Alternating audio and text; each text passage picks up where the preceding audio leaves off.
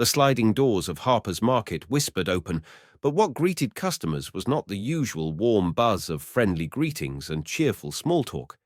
It was silence. No laughter echoed down the aisles. No casual conversations played out at the registers. Instead, the store was filled only with the soft hum of fluorescent lights, the beeping of scanners, and the occasional crackle of an intercom announcement. Once the pride of the community, Harper's Market had long been known as a neighborhood staple, a place where the cashier remembered your name and employees asked about your day.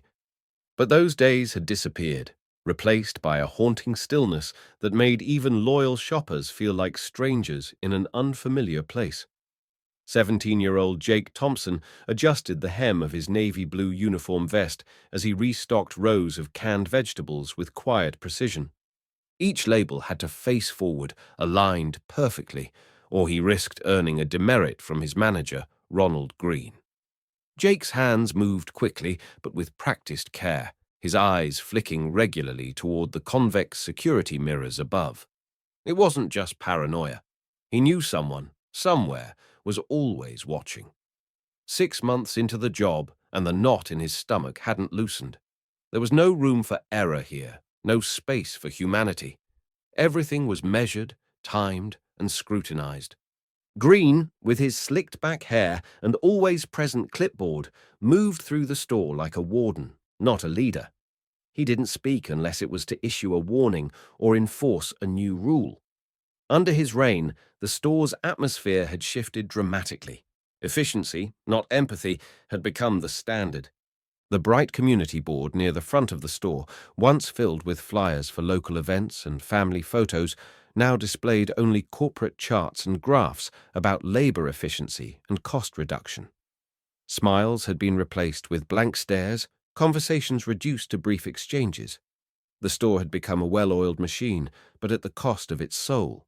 Jake remembered stories his mom used to tell about how Harper's used to be when she was younger. Back then, the market was more than a place to buy groceries. It was where neighbors caught up, where birthdays were remembered, and where kids like Jake earned their first paychecks under the guidance of kind mentors. Now, it was where workers feared clocking out 1 minute late. Green had instituted a rigid 3 strikes policy. 3 minor infractions, whether it be talking too long with a customer or leaving a shelf slightly misaligned, and you were out. Jake had already earned 1 strike last month for helping an elderly man search for sugar-free cereal. Despite everything, Jake knew he couldn't afford to lose this job. His dad's auto repair shop had closed the year before, and his mum's hours at the hospital had been cut.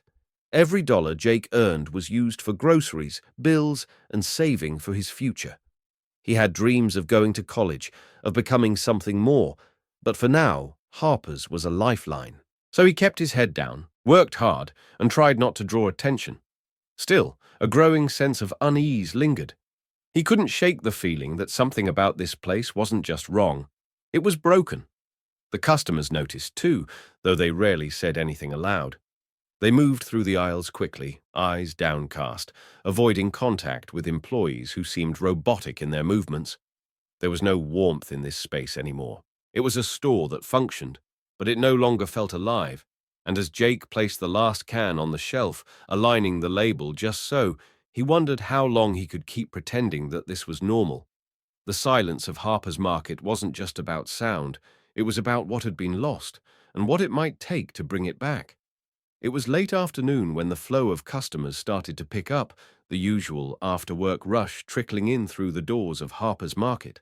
Jake Thompson was tidying the shelves near the baking aisle, double-checking expiration dates and making sure every product stood in line like obedient soldiers.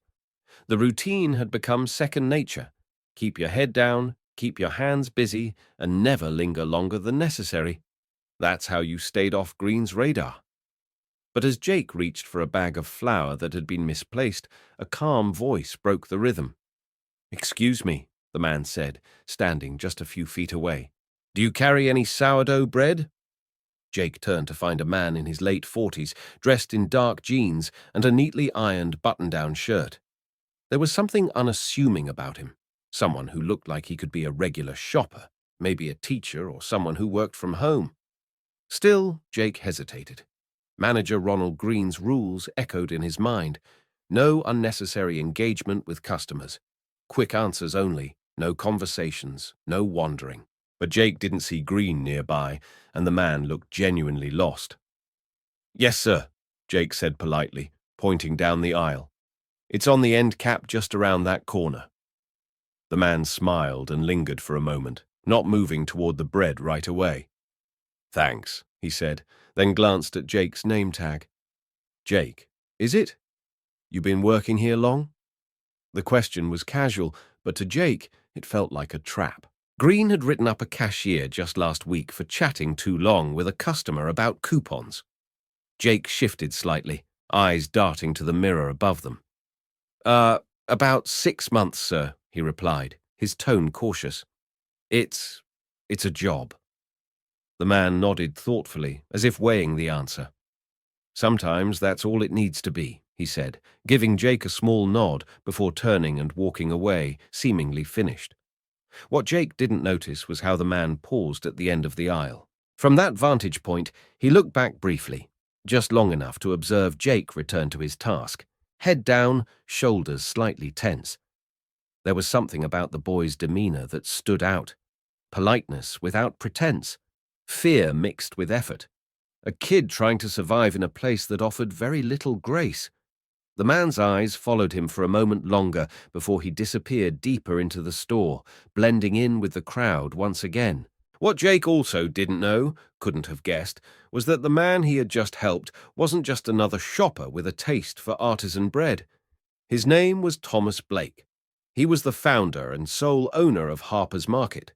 Twice a year, he made unannounced visits to his stores, dressed like a regular customer, hoping to observe the true day-to-day operations without the fanfare that usually came when headquarters sent someone in. He didn't believe in seeing a cleaned-up version of the truth. He believed in seeing how things really were, when no one knew they were being watched. Blake had built Harper's Market 20 years earlier, inspired by his grandfather's small-town general store where everyone was treated with kindness and dignity. But something had changed over the years. Growth had demanded systems, protocols, and structure, but somewhere in that growth, the heart of the business had been lost, especially in this store, the original flagship location. Rumors of Green's management style had reached him before, but nothing had prepared him for the cold, lifeless place he now walked through. Watching Jake had only confirmed his fears. If this kid was one of the good ones, and Blake believed he was, then something had gone terribly wrong. As Blake continued down the aisle, he made a mental note of Jake's name, repeating it quietly to himself. He had seen enough in just that brief interaction to know the boy was different, respectful, cautious, and clearly used to walking a tightrope of impossible expectations. Blake wasn't sure yet how the day would unfold, but one thing was becoming clear. This store needed more than just minor corrections. It needed a reckoning. And ironically, it had just started with a simple question about sourdough bread. It was nearing 5:30 p.m. when Jake Thompson found himself gathering empty baskets near the floral display at the front of Harper's Market. The store was beginning to buzz with the evening crowd, yet the underlying tension among staff remained ever present. Jake worked quickly, glancing over his shoulder every so often to ensure Manager Green wasn't nearby. That's when he saw her, a small elderly woman in a pale blue cardigan, her white hair neatly curled, standing in the specialty foods aisle. She was no taller than 5 feet, and she was clearly struggling. Arms outstretched, she was reaching for a jar of honey on the top shelf, her hands trembling ever so slightly as she strained to grab it. Jake paused. The safe thing to do, the Green-approved thing to do, was to keep walking. He could pretend not to notice, just like he had seen others do. Store policy was strict. Only assist when asked, and only if it could be done in under a minute. But as Jake watched, the woman let out a tiny, frustrated sigh.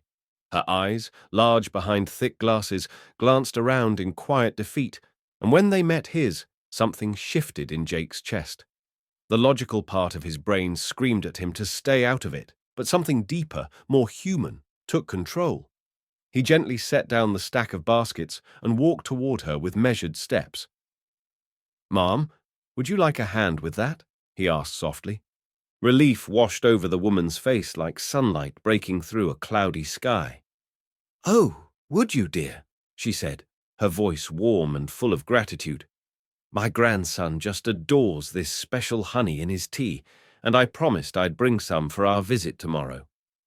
Jake smiled and easily reached the jar, handing it to her carefully. If he'd stopped there, perhaps he would have avoided what was to come. But something about her gentle smile, the way her voice trembled slightly when she spoke, kept him from walking away. "Is there anything else I can help you find today?" he asked before he could stop himself. She beamed. "Well, I could use some chamomile tea, and those little lemon cookies he likes." The pair walked slowly down the next aisle together, the security cameras overhead casting their silent judgment. Jake moved carefully, half expecting Green to come storming around the corner. But Mrs. Whittaker, she had introduced herself by name now, seemed so delighted, chatting as if they were old friends. She spoke of her 3 grandchildren and her late husband, who used to do all the grocery shopping. "You remind me of him," she said, pausing to catch her breath near the crackers. "He was always quick to lend a hand to anyone who needed it. Not enough of that in the world anymore." Jake felt his chest tighten. He couldn't help but feel that moments like this, these small connections, mattered more than any shelf-stocking quota ever could. As they moved toward the checkout lanes, Jake remained by her side, helping place each item on the conveyor belt. Every now and then, she'd stop and smile at him with such genuine affection that it almost felt like he was helping his own grandmother. He was so caught up in their conversation, her favorite teas, her grandson's favorite after-school snacks, that he lost track of time. 17 minutes had passed, according to the security feed that would later betray him. But for Jake, it had felt like nothing at all. It had simply felt right. And in a store that had come to symbolize everything robotic and joyless, that feeling stood out like color in a grayscale world. Neither Jake nor Mrs. Whittaker noticed the shadow that suddenly fell over them at checkout. They didn't hear the sound of a clipboard snapping shut or the sharp intake of breath from a nearby cashier. What had been a simple act of kindness, a young man helping an elderly woman navigate her grocery list, was about to be reframed as a serious violation of company policy. But in that moment, Jake didn't care. He had done what he believed was right, what his parents had taught him, what felt human. And though the consequences were just seconds away, Jake looked at Mrs. Whittaker's contented face and felt, for the first time in weeks, that he had made a difference, even if it had only been about a jar of honey and some lemon cookies. Jake was still smiling as he helped Mrs. Whittaker place her last few items onto the checkout conveyor belt.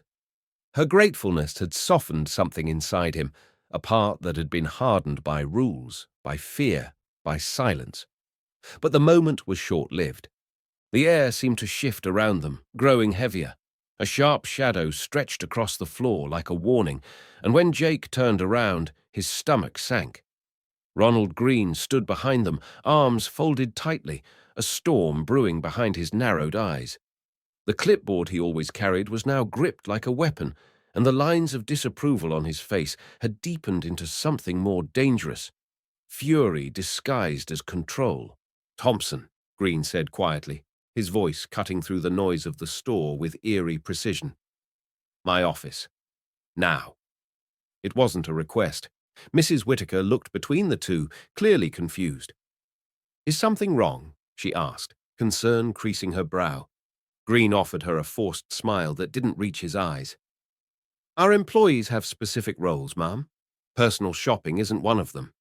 Without waiting for a response, he clamped a hand on Jake's shoulder, guiding him toward the back of the store with an iron grip.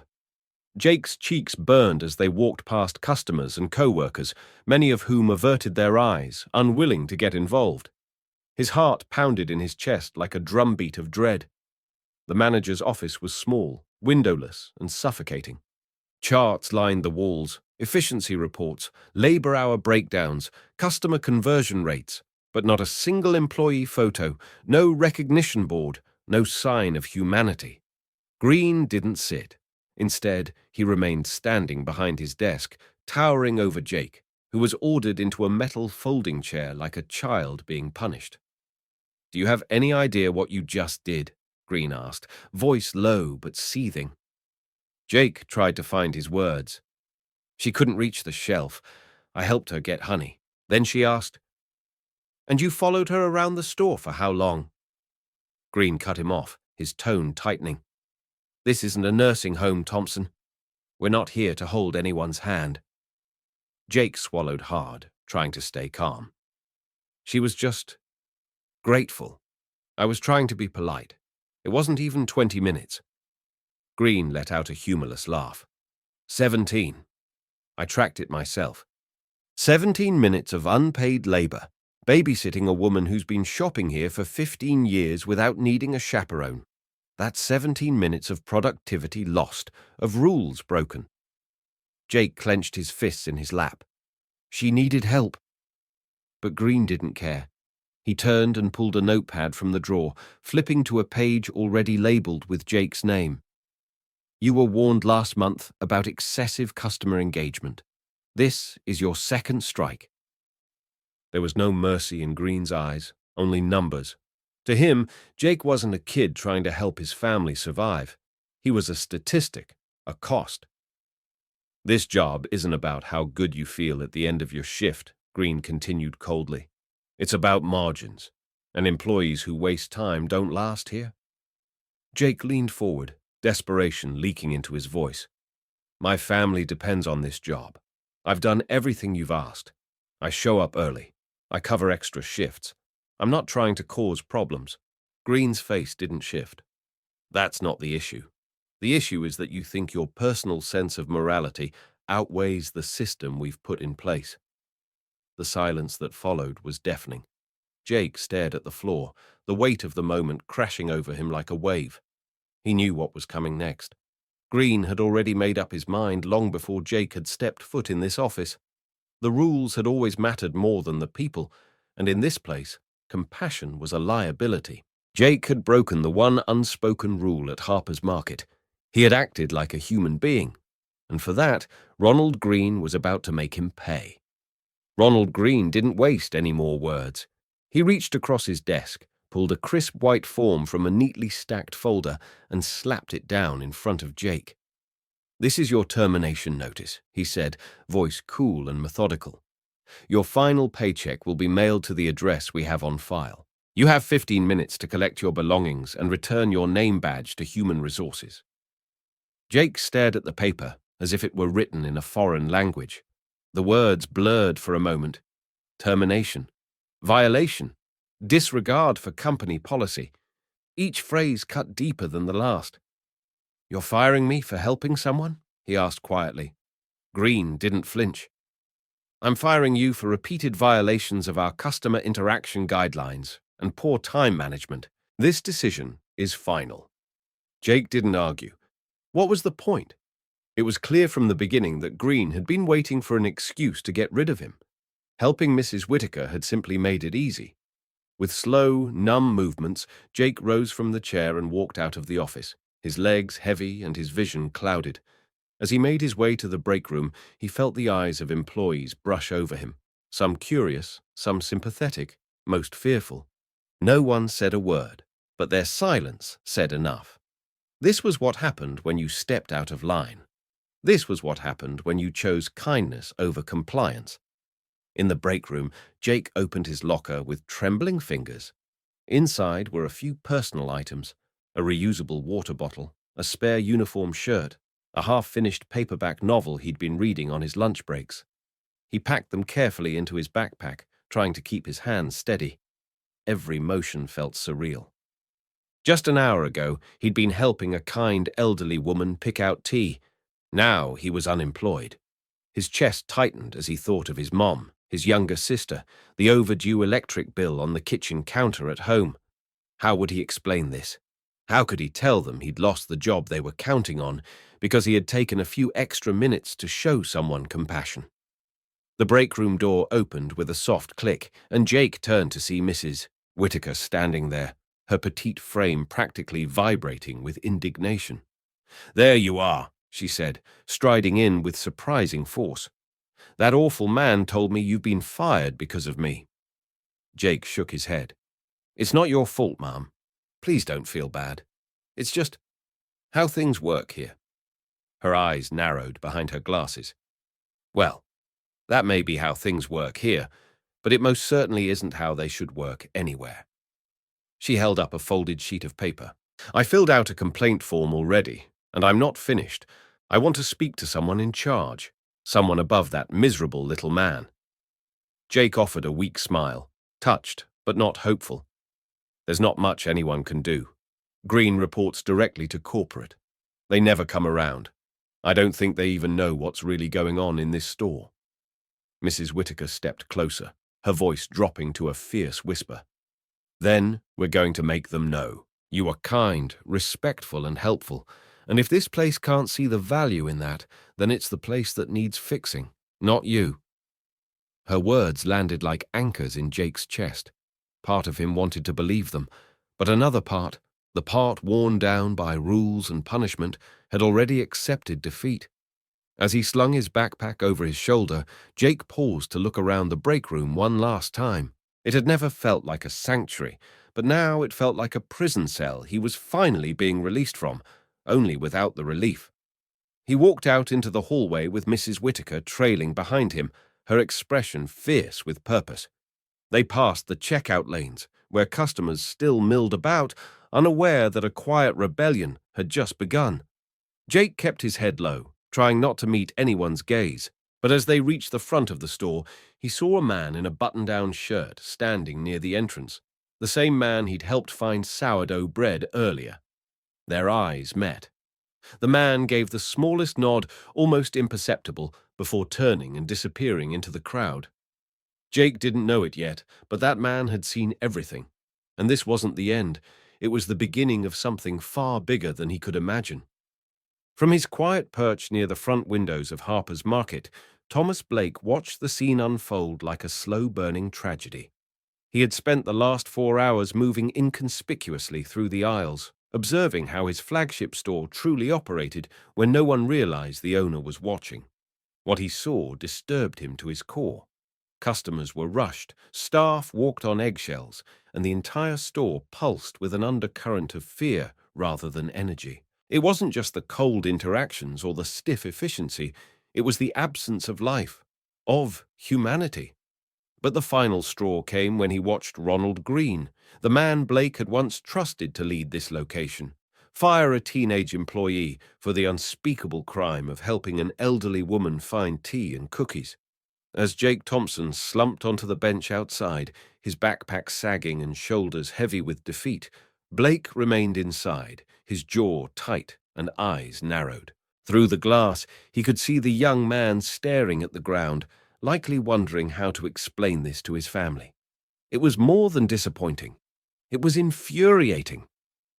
Blake remembered why he had founded Harper's Market in the first place, to create a grocery chain that was different, one that honored the small-town values he'd learned from his grandfather's store, where customers were treated like neighbors and employees like family. Somewhere along the line, especially in this store, that vision had been lost.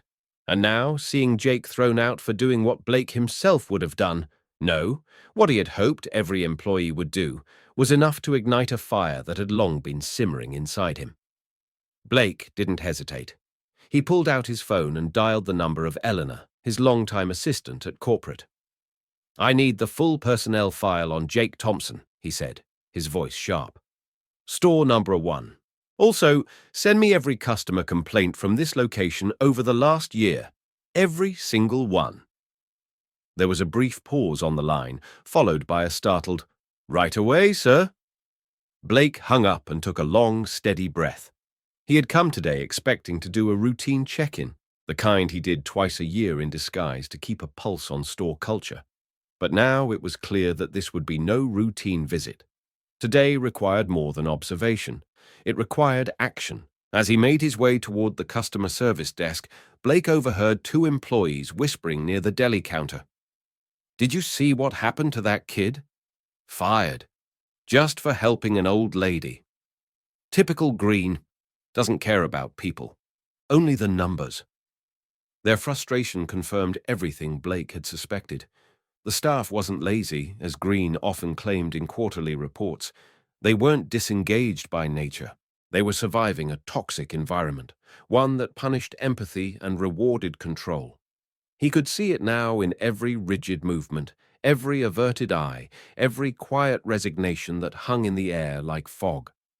Near the front, Blake found Mrs. Whitaker still at the service desk, her voice firm as she demanded to speak to someone above Green. "There has to be someone in charge," she insisted. "Someone who actually cares." The employee behind the counter looked helpless. "I'm sorry, ma'am, but Mr. Green is the highest authority in this location." Blake stepped forward, his voice calm but commanding. "He reports to me." Both Mrs. Whitaker and the employee turned, surprised by the interruption. "And you are?" she asked, suspicion mixed with hope in her tone. Blake extended his hand. "Thomas Blake. I'm the owner of Harper's Market." The room shifted. The employee's eyes widened. Mrs. Whitaker's jaw dropped slightly. "The owner," she repeated. "Yes, ma'am," Blake replied. "And I saw everything." He listened as she described Jake's kindness, her frustration at Green's response, and her fears about what the store had become. With each word, Blake's resolve solidified. "Thank you for bringing this to my attention," he said when she finished. "I promise you, this will be addressed immediately." And he meant it. There would be no waiting for the next report, no filtered updates from middle management. Green's leadership had created a culture of fear and cruelty, and Blake was going to end it himself. As he walked toward the back of the store, Blake felt every eye follow him. Whispers traveled faster than footsteps. The employees had recognized him now, and for the first time in months, they looked hopeful. This wasn't just another manager visit. This was the beginning of something different, the beginning of reclaiming what Harper's Market was always meant to be. And it all started not with a grand plan or a major crisis, but with a boy who helped a grandmother reach a jar of honey. Ronald Green was in the middle of a phone call when the knock came, a quick, deliberate rap on the door that interrupted his train of thought. "Yeah, had to let another one go today," he was saying, feet kicked up on the desk, voice coated with self-satisfaction. "Kid spent almost 20 minutes playing babysitter to some old woman looking for tea. No work ethic these days. We've got to keep standards high, you know?" The door opened without waiting for an answer. Green straightened in his chair, annoyance flashing across his face. "I'm on a call," he started, but his voice faltered when he saw who stepped through the door. The man from earlier, the one in the casual button-down shirt, the one who'd asked about sourdough, closed the door behind him. Thomas Blake said nothing at first. He glanced around the office, noting the sterile environment. Walls covered in charts, metrics, sales goals. No pictures of employees, no signs of recognition, no soul. Then he looked Green in the eye. "Lots of numbers in here," Blake said, his voice calm, even. "Impressive. But not a single chart about employee development or customer satisfaction." Green furrowed his brow. "I'm sorry. Who are you again?" Blake stepped forward. "Thomas Blake," he said, extending a hand that Green hesitated to shake. "I own Harper's Market." The color drained from Green's face. "Mr. Blake, we weren't notified you'd be visiting today." "That was intentional," Blake replied, his tone sharpening just enough to make the message clear. "I wanted to see the store as it truly runs, and now I have." Green scrambled to recover, motioning toward the chair across from him. "Please, have a seat. I'm honored to have you here. If I'd known, I would have prepared—" "Don't bother," Blake interrupted. "What I want is an explanation. I just watched you fire a young man who, from everything I've seen, acted with empathy and integrity. Why?" Green leaned back slightly, regaining some of his composure. "Jake Thompson is a repeat offender. He's been warned about spending excessive time with customers.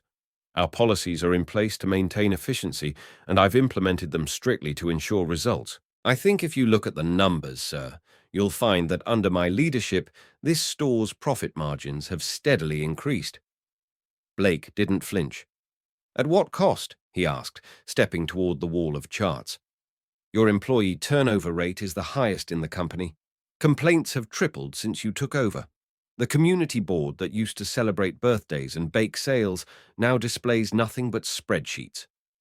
Green's voice tensed. With all due respect, Mr. Blake, we are in a competitive retail environment. Sentimentality doesn't pay the bills. Blake turned to face him fully, his calm demeanor suddenly laced with fire. That's where you're wrong. My grandfather built Harper's Market on the idea that treating people well, both customers and employees, was good business. And for 2 decades, that philosophy worked. Until now. Green stood, trying to match Blake's energy. I've followed the handbook. I've enforced the rules. I've produced results. You've produced fear, Blake countered. You've turned this store into a place where good people keep their heads down just to survive. Outside the office, employees had begun to gather, whispers echoing down the hallway. They could feel something was happening, something important. Blake stepped closer to Green, his voice low and firm. You've built a culture that punishes kindness and rewards cruelty. And in doing so, you've dismantled everything Harper's Market was meant to stand for. That ends today. Green's jaw tightened, his hands clenched at his sides. You can't fire me for enforcing your policies. Blake looked him in the eye. No, but I can fire you for forgetting the reason they were written in the first place. The silence that followed was deafening. For the first time, Green looked unsure, not just about his job, but about everything he thought he knew about leadership. The door to Green's office creaked open with the weight of finality as Thomas Blake stepped out into the main corridor of Harper's Market. Behind him, Ronald Green remained frozen for a moment, his shoulders rigid, his mind no doubt scrambling for a way to salvage what was now spiraling beyond his control. But Blake wasn't giving him that chance. With a calm authority that silenced the murmuring staff, he scanned the nearby employees, many of whom had gathered discreetly, pretending to rearrange displays or mop floors while clearly eavesdropping. His eyes landed on Jenny, the cashier who had quietly endured Green's wrath for months. Jenny, would you please call security? Blake said, his voice steady. Mr. Green's employment with Harper's Market has been terminated, effective immediately. He'll need an escort off the premises. A hush fell over the store, followed by a ripple of disbelief that quickly morphed into stunned excitement. Jenny blinked in surprise, then nodded and walked briskly to the intercom phone. Green, red-faced and furious, stormed out of the office behind Blake, his voice loud and indignant. You're firing me? After everything I've done for this place? For this company? Blake didn't look back. I'm correcting a mistake, he said firmly. A mistake that's cost us good people, community trust, and the very soul of this store. Green's laugh was harsh and disbelieving. You're replacing me with a teenage stockboy. That kid doesn't know a thing about running a business. Employees had stopped pretending now. They gathered around in growing numbers, dropping the act of indifference they had worn for so long. The fear that once blanketed every corner of the store had lifted, if only for a moment. A deli worker named Marcus crossed his arms and said aloud, You drove out Miguel after 20 years because he chatted with a customer for 3 minutes. Another voice chimed in, Sarah from the bakery, her apron dusted with flour. You rejected my request for time off to attend my daughter's graduation, said it wasn't mission critical. Green's mouth opened, but the words didn't come. He looked around, expecting support, but found none. Just faces of people he had ignored, belittled, and silenced, now speaking with voices that grew bolder by the second. Security arrived, and one of the guards, an older gentleman who had worked at the store since it opened, gave a knowing nod to Blake. Ready when you are, sir. Green's protests turned to sputtering. This is outrageous. You can't do this to me. I built these numbers. I held this place together. But even as he shouted, no one stepped forward to defend him. Instead, Blake turned to address the gathered staff. Let it be clear, he said, projecting his voice so that every corner of the store could hear. This isn't just about removing one man. This is about rebuilding everything this store was meant to be. A place where people are valued, where kindness is standard, and where leadership is earned through respect, not fear. As the guards flanked Green, he made one last attempt to assert dominance. "You'll regret this, Blake. I know how your operations work. I've had offers from competitors. I'll take every trick I learned here straight to them." Blake didn't even flinch. "I'd remind you of the non-disclosure agreement you signed," he said calmly. "But more importantly, I'd remind you that if other companies value what you did here, then they're not the kind of companies we compete with." A ripple of laughter moved through the staff, quiet at first, but growing as the weight of years of mistreatment finally began to lift. Green stormed out, escorted between the guards, gripping a hastily packed box filled with office supplies, his clipboard awkwardly jutting from the top. His once perfect shirt was wrinkled, his tie loosened, his pride in tatters. He pushed through the automatic doors and into the sunlight, shouting back one last insult about being replaced by a teenager. But inside, no one cared. The applause that followed was not loud, not choreographed, but it was real. Employees clapped, some even cheered softly. It wasn't just about Green leaving.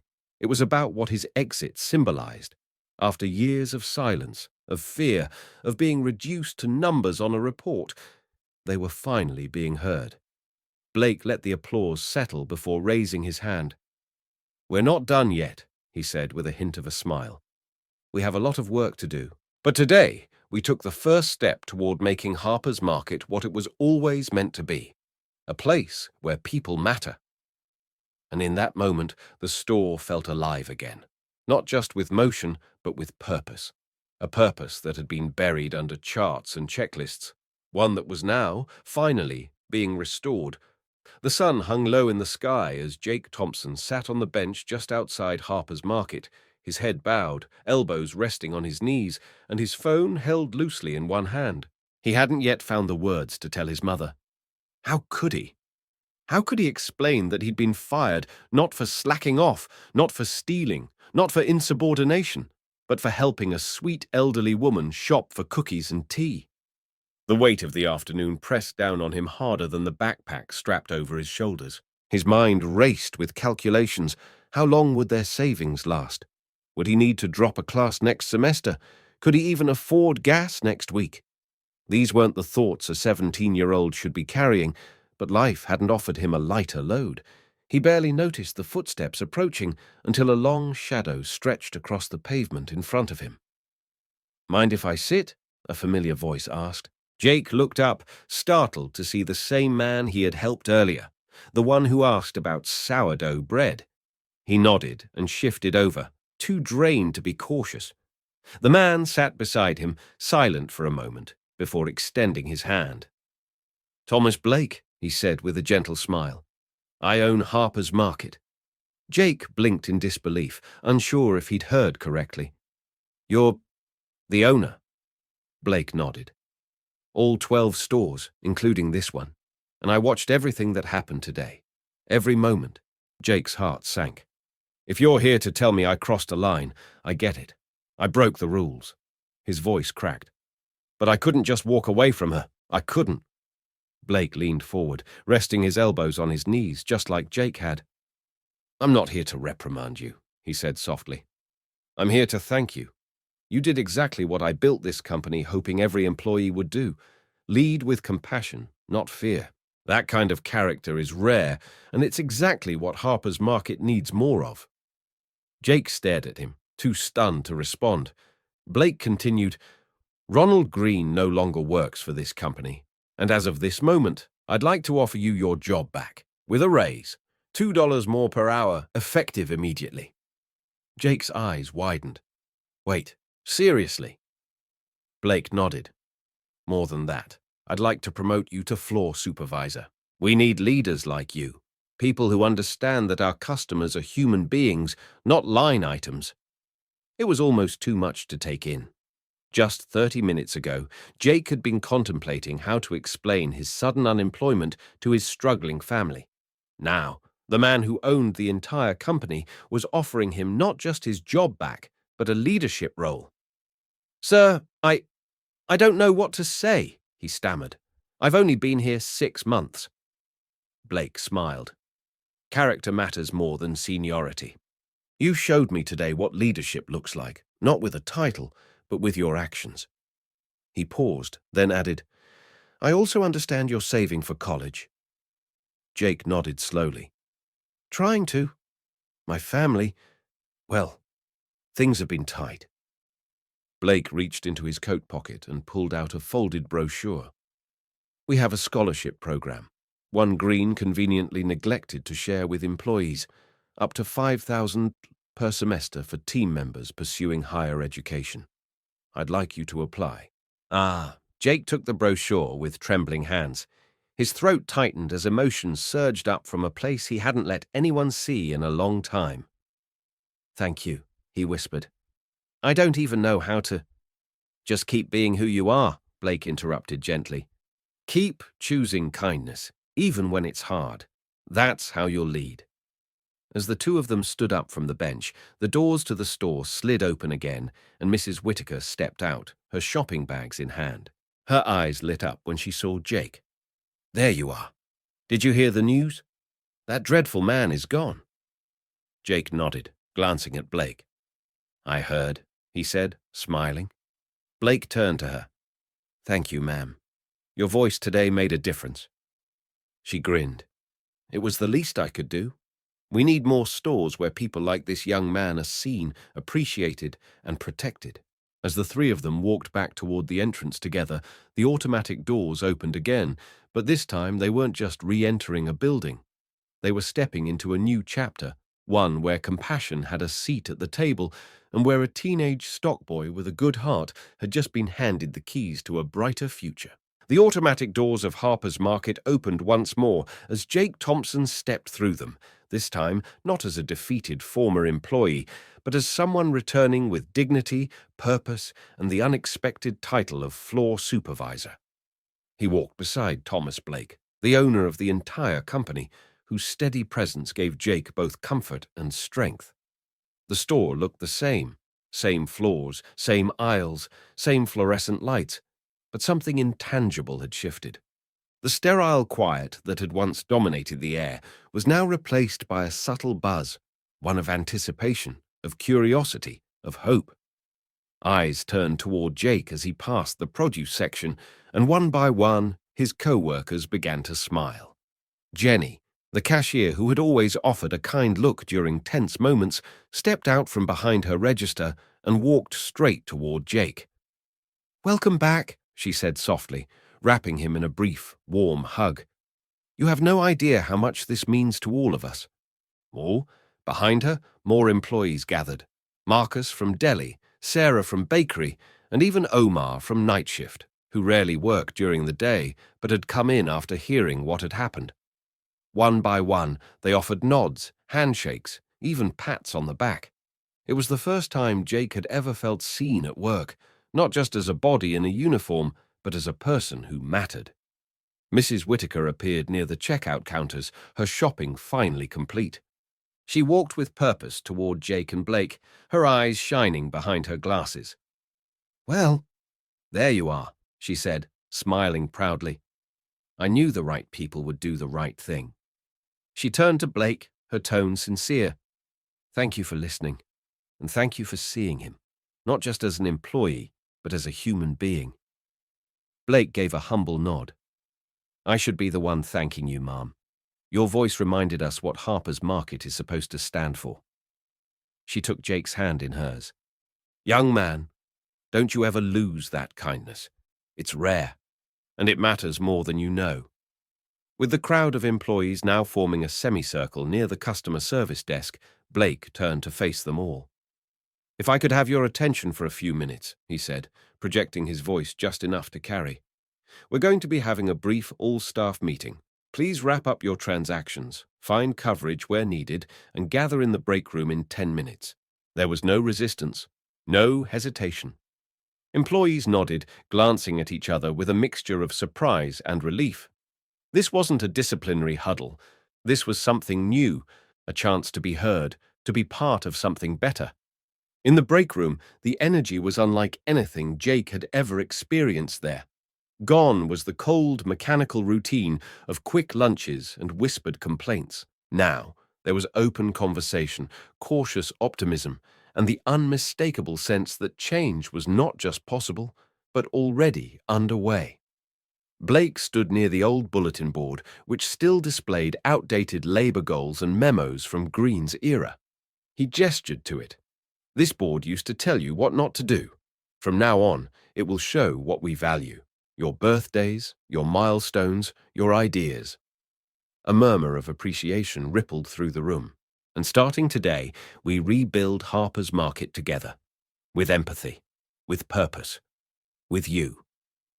Jake stood off to the side, overwhelmed but grounded, his new name badge already clipped to his vest, this time with a small gold stripe across the top, reading Supervisor. He wasn't sure what would come next, but he knew one thing. This was no longer just a job. It was a responsibility, a chance to make the workplace better, not just for himself, but for everyone who had endured in silence. As the meeting wrapped up and people returned to their stations, Jake glanced back at the entrance where he had once exited in shame. Today, he had returned through those same doors, not as a number, but as a leader, and Harper's Market would never be the same again. By the time the impromptu staff meeting reconvened later that afternoon, every employee at Harper's Market had heard the news. Ronald Green was gone, Jake Thompson had been rehired and promoted, and something unprecedented was happening inside their store. They gathered in the break room once again, not out of obligation, but out of curiosity, hope, and for the first time in a long while, genuine interest. Gone were the forced silences and stiff postures that had defined their meetings under Green's reign. Now, heads were held higher, shoulders were more relaxed, and quiet conversations filled the room with cautious energy.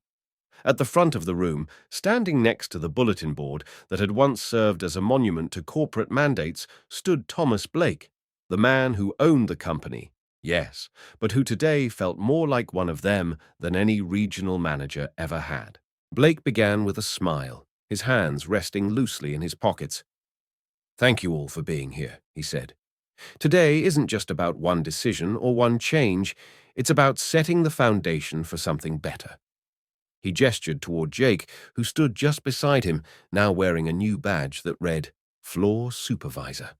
The room erupted into warm applause, genuine and unprompted. Jake, ever modest, offered a small wave and a grateful nod. Blake continued, "Jake reminded us what Harper's Market was built on. Not just policies and profit margins, but people, community, doing what's right, even when it's inconvenient. And for that reason, I'm proud to formally introduce him as your new floor supervisor." There was another round of applause, louder this time, followed by a few proud cheers from the back of the room. Blake let it settle before moving on. "Some of you might remember a time when this board was filled with more than just charts and deadlines.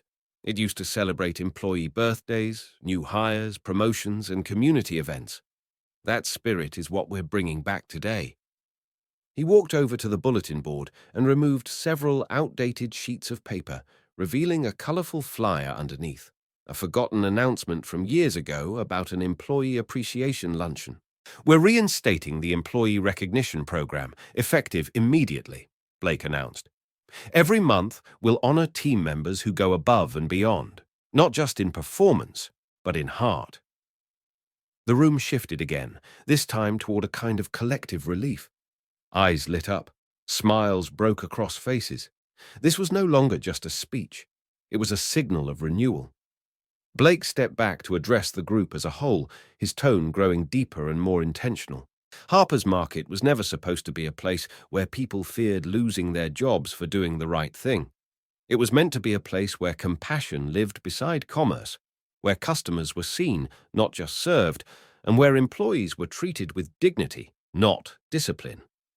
A few heads nodded, some employees visibly holding back emotion. These weren't empty promises, they were long overdue acknowledgments of what had been lost. Blake paused, then took a step closer to the group. "This isn't just about fixing what went wrong under Green's management.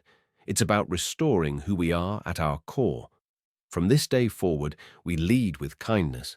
We measure success not just in sales, but in smiles.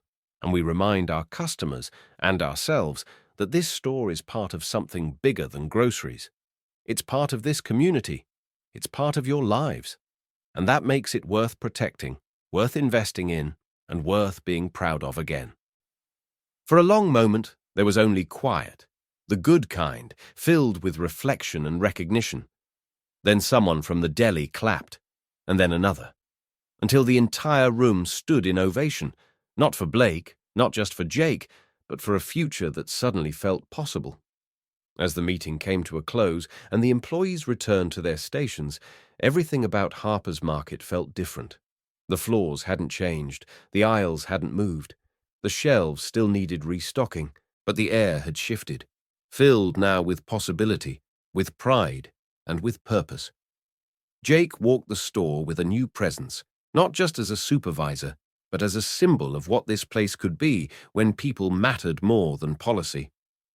Blake remained for a while, shaking hands, listening to ideas, and watching as the heartbeat of his company returned, one conversation at a time. And just above the entrance, beneath the freshly polished sign that read Harper's Market, a new chapter was quietly, powerfully being written.